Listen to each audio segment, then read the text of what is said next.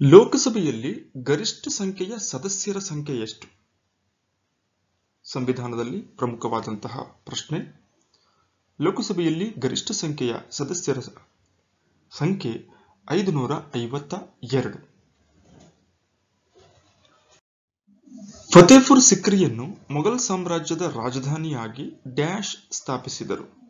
ಅಂದರೆ ಫತೇಪುರ್ ಸಿಕ್ರಿಯನ್ನ ಮೊಘಲ್ ಸಾಮ್ರಾಜ್ಯದ ರಾಜಧಾನಿಯನ್ನಾಗಿ ಮಾಡಿದಂತಹ ಅರಸ ಯಾರು? ಮೊಘಲ್ ವಂಶದ ಅತ್ಯಂತ ಪ್ರಸಿದ್ಧ ಅರಸನಾದಂತಹ ಅಕ್ಬರ್ ಫತೇಪುರ್ ಸಿಕ್ರಿಯನ್ನ ಮೊಘಲ್ ಸಾಮ್ರಾಜ್ಯದ ರಾಜಧಾನಿಯನ್ನಾಗಿ ನೂತನ ನಗರವನ್ನು ಕೂಡ ನಿರ್ಮಾಣ ಮಾಡಿಕೊಳ್ತಾನೆ. ಇಲ್ಲಿಯೇ ಈತ ಸ್ಥಾಪಿಸಿದಂತಹ ಇಬಾದತ್ ಖಾನ ಎಂಬಂತಹ ಸರ್ವಧರ್ಮಗಳ ಸಮನ್ವಯತೆಯ ಕಟ್ಟಡವು ಸಮೇತ ಇದೆ. ಸಮುದ್ರಗುಪ್ತನ ಆಸ್ಥಾನ ಕವಿ ಯಾರು? ಇಲ್ಲಿರುವಂತಹ ಕೆಳಗಿನ ಕವಿಗಳಲ್ಲಿ ಸಮುದ್ರಗುಪ್ತನ ಆಸ್ಥಾನದಲ್ಲಿದ್ದಂತಹ ಕವಿ ಹರಿಸೇನ. ಅತ್ಯಂತ ಪ್ರಾಚೀನ ವೈದಿಕ ಯುಗದ ಸಂಸ್ಕೃತಿಯ ಮಾಹಿತಿಯನ್ನು ಯಾವ ವೇದವು ಚಿತ್ರಿಸುತ್ತದೆ? ಅಂದ್ರೆ ಈ ಕೆಳಗಿನ ಯಾವ ವೇದದಲ್ಲಿ ವೈದಿಕ ಯುಗದ ಸಂಸ್ಕೃತಿಯ ಮಾಹಿತಿ ನಮಗೆ ದೊರಕುತ್ತದೆ? ಋಗ್ವೇದದಲ್ಲಿ. ವೇದಗಳಲ್ಲಿ ಅತ್ಯಂತ ಪ್ರಾಚೀನವಾದಂತಹ ವೇದ ಋಗ್ವೇದದಲ್ಲಿ ವೈದಿಕ ಯುಗದ ಸಂಸ್ಕೃತಿಯನ್ನ ಕಾಣುತ್ತೇವೆ. ಮೊದಲ ಪ್ರಶ್ನೆ, 3D ಪ್ರಿಂಟರ್ ಅನ್ನು ಕಂಡು ಹಿಡಿದಂತವರು ಯಾರು? ಇದಕ್ಕೆ ಸರಿ ಉತ್ತರ ಚಕ್ ಹಲ್ ಎಂಬುವವರು 3D ಪ್ರಿಂಟರ್ ಅನ್ನ ಕಂಡುಹಿಡಿದಂತಹ ವ್ಯಕ್ತಿಯಾಗಿದ್ದಾರೆ. ಕೆಳಗಿನ ಯಾವ ಆಡಳಿತಗಾರನು ಜಿತ್ತಲ್ ಎಂಬ ಹೆಸರಿನ ತಾಮ್ರದ ನಾಣ್ಯಗಳನ್ನು ಬಿಡುಗಡೆ ಮಾಡಿದನು? ಇದಕ್ಕೆ ಸರಿ ಉತ್ತರ ದೆಹಲಿ ಸುಲ್ತಾನರಲ್ಲಿ ಇಲ್ತಮಿಶ್ ಎಂಬ ದೊರೆಯು ಜಿತ್ತಲ್ ಎಂಬ ಹೆಸರಿನ ತಾಮ್ರದ ನಾಣ್ಯಗಳನ್ನು ಬಿಡುಗಡೆ ಮಾಡ್ತಾನೆ. ಜೈನರ ಮೊದಲ ತೀರ್ಥಂಕರ ಯಾರು? ಅಥವಾ ಜೈನ ಧರ್ಮದ ಸ್ಥಾಪಕ ಅಂತಲೂ ಕೂಡ ಕರಿಬಹುದು. ಮೊದಲನೇ ತೀರ್ಥಂಕರ ಬಂದು ಋಷಭದೇವ. ಹಾಗೆ ಮಹಾವೀರ ಬಂದು ಜೈನ ಧರ್ಮದ 24ನೇ ತೀರ್ಥಂಕರನಾಗಿದ್ದಾನೆ. ಯಾವ ದೇಶದ ನಡುವೆ ಮ್ಯಾಜಿನೋಟ್ ಲೈನ್ ಅಸ್ತಿತ್ವದಲ್ಲಿದೆ? ಇದು ಫ್ರಾನ್ಸ್ ಮತ್ತು ಜರ್ಮನಿಯ ನಡುವೆ ಇರುವಂತಹ ಗಡಿರೇಖೆಯಾಗಿದೆ. ಗ್ರ್ಯಾಂಡ್ ಕೆನಾನ್ ಯಾವ ದೇಶದಲ್ಲಿದೆ? ಇದು ಯುನೈಟೆಡ್ ಸ್ಟೇಟ್ಸ್ ಆಫ್ ಅಮೆರಿಕ ಅಥವಾ ಅಮೆರಿಕ ದೇಶದಲ್ಲಿ ಇದೆ. ದಯಾನಂದ ಸರಸ್ವತಿಯವರು ಈ ಕೆಳಗಿನ ಯಾವ ಮಿಷನ್ಗಳ ಸ್ಥಾಪಕರು? ದಯಾನಂದ ಸರಸ್ವತಿಯವರು ಆರ್ಯ ಸಮಾಜದ ಸ್ಥಾಪಕರು. ಈ ಕೆಳಗಿನ ಯಾವ ಹರಪ್ಪ ತಾಣದಲ್ಲಿ ದಂಪತಿಗಳ ಸಮಾಧಿ ಕಂಡು ಬಂದಿದೆ? ಪ್ರಮುಖವಾದ ಪ್ರಶ್ನೆ, ಪ್ರಾಚೀನ ಭಾರತದ ಇತಿಹಾಸಕ್ಕೆ ಸಂಬಂಧಪಟ್ಟ ಹಾಗೆ ನಾಗರಿಕತೆಗಳಲ್ಲಿ ಬರುವಂತಹ ಪ್ರಶ್ನೆ. ಲೋಥಾಲ್ನಲ್ಲಿ ದಂಪತಿಗಳ ಸಮಾಧಿ ಕಂಡು ಬಂದಿದೆ.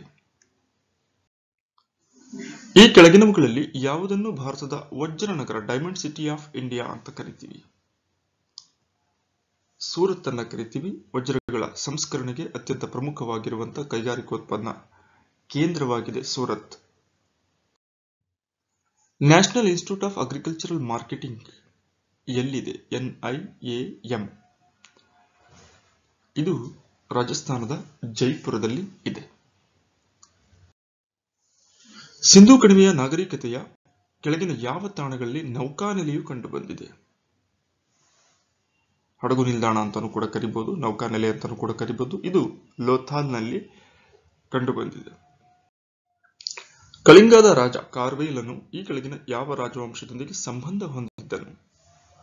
ಇದಕ್ಕೆ ಸರಿ ಉತ್ತರ ಮಹಾಮೇಘವಾಹನ ಎಂಬ ರಾಜವಂಶದೊಡನೆ ಈತನು ಸಂಬಂಧವನ್ನ ಹೊಂದಿದ್ದನು. ಅರಣ್ಯ ಸಂರಕ್ಷಣಾ ಕಾಯ್ದೆಯನ್ನು ಯಾವ ವರ್ಷದಲ್ಲಿ ಅಂಗೀಕರಿಸಲಾಯಿತು? 1980ರಲ್ಲಿ ಅರಣ್ಯ ಸಂರಕ್ಷಣಾ ಕಾಯ್ದೆಯನ್ನು ಅಂಗೀಕಾರ ಮಾಡಲಾಯಿತು. 1916ರ ಪ್ರಸಿದ್ಧ ಲಕ್ನೋ ಒಪ್ಪಂದ ಯಾರ ನಡುವೆ ಸಹಿ ಹಾಕಲಾಯಿತು? ಲಕ್ನೋ ಒಪ್ಪಂದ ಬಂದು ಭಾರತ ಬಾಲಗಂಗಾಧರನಾಥ್ ತಿಲಕ್ ಮತ್ತು ಮೊಹಮ್ಮದ್ ಅಲಿ ಜಿನ್ನಾ ನಡುವೆ ಈ ಒಂದು ಒಪ್ಪಂದವಾಯಿತು. ಇನ್ನು ಬಾಲಗಂಗಾಧರನಾಥರ ಪ್ರಸಿದ್ಧ ಹೇಳಿಕೆ, ಸ್ವರಾಜ್ಯ ನನ್ನ ಜನ್ಮಸಿದ್ಧ ಹಕ್ಕು, ಅದನ್ನು ಪಡೆದೇ ತೀರುತ್ತೇನೆ. ಬೌದ್ಧ ಧರ್ಮದಲ್ಲಿ ತ್ರಿರತ್ನ ಎಂದರೆ ಏನು? ಇದಕ್ಕೆ ಸರಿ ಉತ್ತರ ಬುದ್ಧ, ಧಮ್ಮ ಅಂದ್ರೆ ಧರ್ಮ ಮತ್ತು ಸಂಘ, ಇವುಗಳನ್ನು ತ್ರಿರತ್ನಗಳೆಂದು ಕರೆಯುತ್ತಾರೆ. ಯಾವ ರಾಜವಂಶದ ಸೋಲು ಮೌರ್ಯ ಸಾಮ್ರಾಜ್ಯದ ಸ್ಥಾಪನೆಗೆ ದಾರಿ ಮಾಡಿಕೊಟ್ಟಿತು? ನಂದ ರಾಜವಂಶದ ಸೋಲು ಮೌರ್ಯ ಸಾಮ್ರಾಜ್ಯವನ್ನ ಭಾರತದಲ್ಲಿ ಸ್ಥಾಪನೆ ಮಾಡಲಿಕ್ಕೆ ಕಾರಣವಾಯಿತು. ರಾಜಧಾನಿ ಎಕ್ಸ್‌ಪ್ರೆಸ್‌ನ ಅತಿ ಉದ್ದದ ರೈಲು ಪ್ರಯಾಣದ ನಡುವೆ ಎಲ್ಲಿಂದ ಎಲ್ಲಿಯವರೆಗೆ ಇದರ ಪ್ರಯಾಣದ ಮಿತಿ ಇದೆ. ಹಜರತ್ ನಿಜಾಮುದ್ದೀನ್‌ನಿಂದ ತಿರುವನಂತಪುರಂನವರೆಗೆ ಇದರ ವ್ಯಾಪ್ತಿ ಹೊಂದಿದೆ. ಯಾವ ಲೇಖನವು ಅಂದ್ರೆ ಯಾವ ವಿಧಿಯು ಅಸ್ಪೃಶ್ಯತೆ ನಿರ್ಮೂಲನೆಗೆ ಸಂಬಂಧಿಸಿದೆ? ಸಂವಿಧಾನದ ಪ್ರಮುಖ ವಿಧಿ ಇದು. ಆರ್ಟಿಕಲ್ 17 ಅಥವಾ ಸಂವಿಧಾನದ 17ನೇ ವಿಧಿ ಏನಿದೆ ಅಸ್ಪೃಶ್ಯತೆ ನಿರ್ಮೂಲನೆಗೆ ಸಂಬಂಧಪಟ್ಟಂತ ಮಾಹಿತಿಯನ್ನ ಒಳಗೊಂಡಿದೆ. ಸಂಸತ್ತಿನ ಯಾವ ಸದನದಲ್ಲಿ ಅಧ್ಯಕ್ಷರ ದೋಷಾರೋಪಣೆಯನ್ನು ಪ್ರಾರಂಭಿಸಬಹುದು? ಅಧ್ಯಕ್ಷರು ಅಂದರೆ ರಾಷ್ಟ್ರಪತಿಯ ವಿರುದ್ಧ ದೋಷಾರೋಪಣೆಯನ್ನ ಪ್ರಾರಂಭಿಸಬಹುದು. ಇದು ಸಂವಿಧಾನದ ಯಾವುದಾದರೂ ಒಂದು ಸದನದಲ್ಲಿ, ಪರ್ಟಿಕ್ಯುಲರ್ ಲೋಕಸಭೆ ರಾಜ್ಯಸಭೆ ಅಂತ ಏನಿಲ್ಲ, ಸಂವಿಧಾನದ ಯಾವುದಾದರೂ ಒಂದು ಸದನದಲ್ಲಿ ಈ ಒಂದು ಪ್ರಕ್ರಿಯೆಯನ್ನ ಪ್ರಾರಂಭಿಸಬಹುದು. ಬ್ಯಾಕ್ಟೀರಿಯಾವನ್ನು ಕಂಡು ಹಿಡಿದವನು ಯಾರು? ಇದಕ್ಕೆ ಸರಿ ಉತ್ತರ ಲಿವೆನ್ ಹೊಕ್ ಅಥವಾ ಲಿವೆನ್ ಹೊಕ್. ಸಾಹಿತ್ಯ ಮತ್ತು ಕಲೆಯ ಮಹಾನ್ ಪೋಷಕನಾದ ಭೋಜರಾಜ ಅಥವಾ ರಾಜ ಭೋಜನು ಈ ಕೆಳಗಿನ ಯಾವ ರಾಜವಂಶಕ್ಕೆ ಸೇರಿದವನು? ಈತ ಪಾರಮಾರ ರಾಜವಂಶಕ್ಕೆ ಸೇರಿದವನಾಗಿದ್ದಾನೆ. ಇಂಗ್ಲಿಷ್ ಈ ಕೆಳಗಿನ ಯಾವ ಒಂದು ಕೇಂದ್ರಾಡಳಿತ ಪ್ರದೇಶದ ಅಧಿಕೃತ ಭಾಷೆಯಾಗಿದೆ? ಚಂಡೀಗಢ ಸರಿಯಾದಂತಹ ಉತ್ತರವಾಗಿದೆ. ಪನ್ನಾ ರಾಷ್ಟ್ರೀಯ ಉದ್ಯಾನವನ ಯಾವ ರಾಜ್ಯದಲ್ಲಿದೆ? ಇದು ಮಹಾರಾಷ್ಟ್ರ ರಾಜ್ಯದಲ್ಲಿ ಇದೆ ಪನ್ನಾ ರಾಷ್ಟ್ರೀಯ ಉದ್ಯಾನವನ. 11.35 ಚದರ ಕಿಲೋಮೀಟರ್ ವಿಸ್ತೀರ್ಣವನ್ನು ಹೊಂದಿರುವ ದಲಾಂಗ್ ಗ್ರಾಮ ಇತ್ತೀಚೆಗೆ ಅಂದರೆ ಮೇ 2017ರಲ್ಲಿ ಜೈವಿಕ ವೈವಿಧ್ಯ ಕಾಯ್ದೆ 2002ರ ಸೆಕ್ಷನ್ 31 ಉಪವಿಧಿ 1ರ ಅಡಿಯಲ್ಲಿ ಜೈವ ವೈವಿಧ್ಯ ಪರಂಪರೆಯ ತಾಣವೆಂದು ಘೋಷಿಸಲಾಗಿದೆ. ಈ ಒಂದು ಗ್ರಾಮವು ಭಾರತದ ಯಾವ ರಾಜ್ಯದಲ್ಲಿ ನೆಲೆಗೊಂಡಿದೆ?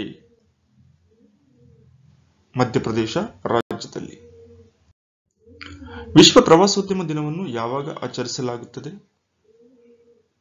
ವರ್ಲ್ಡ್ ಟೂರಿಸಂ ಡೇ ಸೆಪ್ಟೆಂಬರ್ 27 ಸರಿಯಾದಂತಹ ಉತ್ತರವಾಗಿದೆ.